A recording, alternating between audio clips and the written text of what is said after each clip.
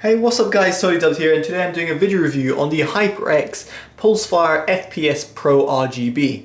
Now this mouse can be found for around £50 in the UK, and in the US it can be found for around $60. Links will be down in the description below in case you're interested. Now just bear in mind that this mouse is based on the Pulsefire FPS gaming mouse, which can be found for around £38. However, these two mice are completely different. That's mainly because of the internals. Inside this mouse sensor is the PixArt 3389 sensor, which goes up to 16,000 DPI. But DPI aside, in terms of performance-wise, it's not necessarily leagues above, but it is more respected than the PixArt 3310 sensor, which is featured in the HyperX Pulsefire FPS. So in case you're wondering about differences between the two, that's really the biggest differences. And of course, fancy RGB lights, which can be customized.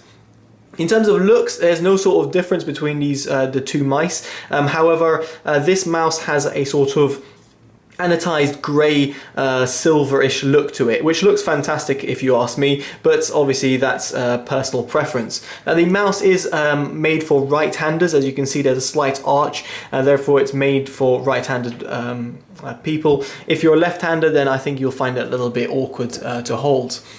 Even more so, shall I say, that the buttons are configured for a right-hander because there's no buttons on the right-hand side of the mouse.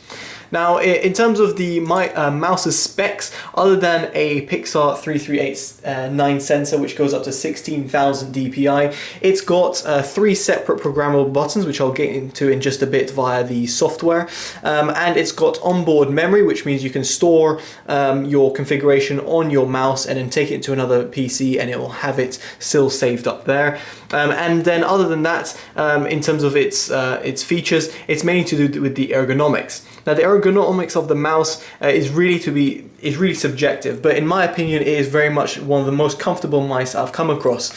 Now to me, I see it as like a baby between the Logitech G403 and I would say the Razer Death Adder. It's kind of a Death Adder type of look. However, in terms of the G403 hold, in terms of size, I would say that's where it sits. It's kind of like an in-between, which in all honesty, between those two mice, you're looking at very good ergonomics. And in terms of my hand, it's about 18 odd centimeters from the top over here to the bottom, and it fits pretty good. You can see over here how it would fit you can see how it compares in terms of your hand.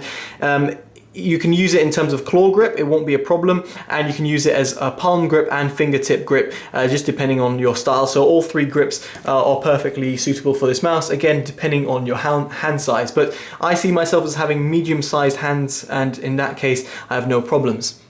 So in terms of ergonomics and design, I must say HyperX have really done a fantastic job. It looks fantastic, it's beautifully designed, and in terms of ergonomics, it, I think, in my opinion, will fit most people's hand sizes. Obviously, that really depends, but from my experience, I found that my hand size is pretty much bang on medium for a male, and therefore won't be a problem. Now, in terms of the buttons, I'm just going to go quiet and just click away so you guys can hear him.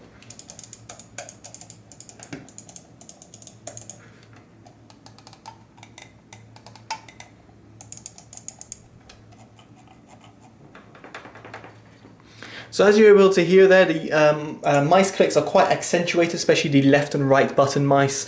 That's because there's mechanical switches found underneath, the Omron switches, and therefore you're going to have a quite a sharp clicking sound. However, the buttons on the side are less loud, as you can probably hear, and they're very much easy to access, especially with your right thumb. So when I was playing Counter-Strike and had these set to 1 on 3, which is my knife and my main gun, they're very much easy to press, and I found myself having no problems flicking in between these 2 buttons.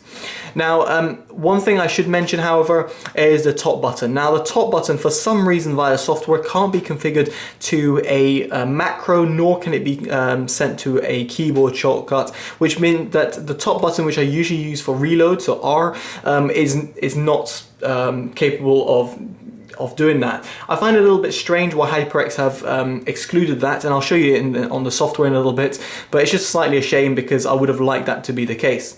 Now, there's no rattle noise when it comes to the actual the wheel, and the wheel has nice clicky type of nature, so it feels quite nice, especially when you're coming to game. I don't think you'll have any problems in terms of switching weapon. I also like its rubberized feel, which means you can actually feel it when it's turning.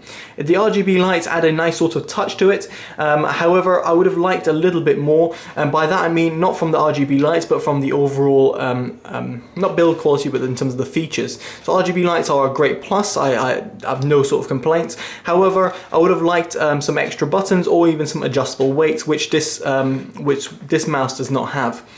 Now let's go into the software to show you the I think it's called the Ingenuity software from HyperX, and you'll be able to see the mouse up there. Now in terms of the customizations, as I said, I was really disappointed with the top button. So if I just click on here, press customize, you'll be able to see you can customize the light cycles. So you can have a color cycle, breathing or trigger, or a solid color, and adjust the speed. What I found weird is that you couldn't adjust these two independently. They were just synced up, whereas its competitors, like for example the Logitech equivalent, has independent zones, which is great great to have. In terms of performance, you can adjust of several DPI levels, and you can have them set. However, for me, I just need to use one DPI level. That's all I'd really need. In terms of macros, so you can see over here that the side buttons has a keyboard function. There's the list of different things that you can do. One of them is a keyboard function. However, if I go to the top button, oddly enough, this doesn't have it. It has mouse function, DPI, Windows function, open and disable, which in my case I've just put disable in order to avoid any problems. Of course, with your macro, you can set a macro if you wish, but this will require you to set it to one of the two left-hand side buttons. So a little bit weird as to why HyperX have done this. I don't really understand the principle, but nevertheless the software works flawlessly, and once you hit apply, it goes to the mouse and it's saved on the mouse, so you can take it anywhere you go, so no problems with that.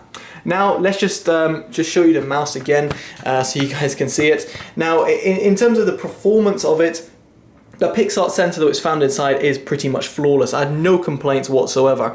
Playing Counter-Strike, moving left and right, clicking around, snapping to shoot, opping, lifting off, and in terms of tracking wise as well, where it would track, so obviously on my mouse pad or even on my wooden desk, I had no problems whatsoever. So in terms of performance wise, the flawless sensor is pretty much as it would say on the tin, and of course you got up to 16,000 DPI to play around with. Now you do have to bear in mind that at that level you might get a little bit of jittering and smoothing out. However, I can't see anyone really using it up to that DPI. You can see from my settings previously that I was using it at around 1,400 DPI. That's more than enough for most games, or even in terms of Windows settings. So it all depends on what you need, but 16,000 DPI is what you will get, up to 16,000 DPI. So in terms of performance, absolutely no complaints. Now I would show you gaming, but I mean it's completely pointless other than me just playing around with a mouse and you seeing yes it works. There's problems with the camera which might pick it up, or the latency of the refresh rate of the monitor, and with the input lag. There's all different variables, and I really find people who show video gameplay kind of pointless because you're really relying on the other equipment other than the actual mouse itself. So just take my word for it. I've reviewed quite a lot of mice, and I must say in terms of performance I have no problems whatsoever with this HyperX mouse. Now the problem is, in terms of going into my conclusion, my problem is its competitors. Now for around the same price you can find a Razer Death Adder for £50, the SteelSeries Rival 310, which is my daily driver, for £50, the Logitech G403 at £40, and the HyperX sits at £50.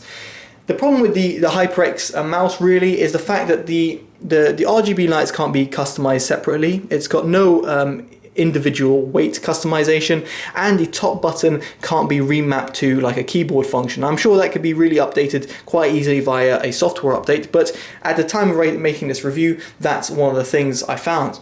And at that price, I would much rather choose the SteelSeries or the Logitech equivalent. These two have flawless sensors and are fantastic. They're the PWM3366 sensors inside. I think as far as I'm aware, both of them have very good sensors. So like the SteelSeries has the TrueMove 3, which again are really flawless sensors. The Razer Death Adder has its own equivalent of this PixArt sensor. However, it's not as well respected in certain parts of the community versus this current sensor. So all I'm trying to say is that if I had that money, I'd probably buy the SteelSeries or the Logitech equivalent. If I wanted a form factor, I'd probably get the Razer. So it's not that I can't say this is a bad mouse, far from it, it's a fantastic mouse. However, would I recommend it? Well, given its competitors, I would choose its competitors. So that's my honest opinion about it. Let me know what you guys think. Do drop me a like, as it always helps the channel grow. Subscribe and favorite and share to show your family and friends. So there we go, guys. I've been Totally Dubbed. Hopefully you enjoyed this review and take care. Bye bye.